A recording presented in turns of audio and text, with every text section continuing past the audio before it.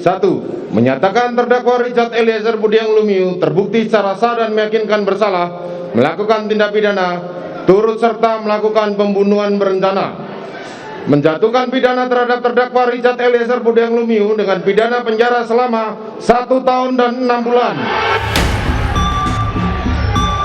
Menetapkan penangkapan. Usai majelis hakim membacakan putusannya, seketika ruang sidang riuh seraya menyambut putusan majelis hakim tersebut. Mendengar putusan majelis hakim, Richard Eliezer menangis. Terlihat ekspresi wajah lega dari Richard. Richard Eliezer terbukti bersalah dalam pembunuhan berencana Brigadir Yosua Huta Barat. Namun dalam pertimbangannya, majelis hakim menilai Richard Eliezer sebagai saksi pelaku yang bekerja sama atau justice collaborator, sehingga hukuman bisa lebih ringan dari tuntutan JPU.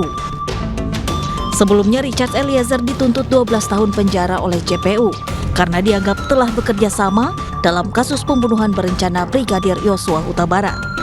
Dalam kasus ini Richard Eliezer menjadi terdakwa bersama Verdi Sambo dan istrinya Putri Chandrawati, serta rekan sesama ajudan Ricky Rizal.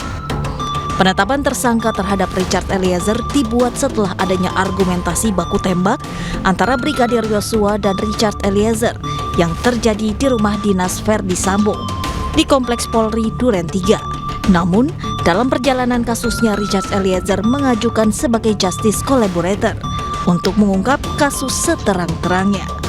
Richard Eliezer dan terdakwa lain menjalani tes kebohongan.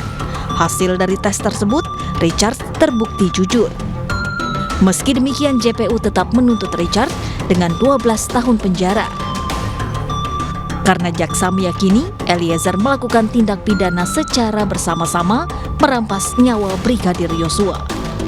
Setelah menjalani sidang duplik, perjalanan Richard Eliezer dalam kasus pembunuhan berencana terhadap Brigadir Yosua menemui titik terang seterang kesaksian Richard dalam mengungkap kasus ini. Richard divonis majelis hakim dengan vonis ringan yakni 1 tahun 6 bulan. Tim Liputan iNews melaporkan.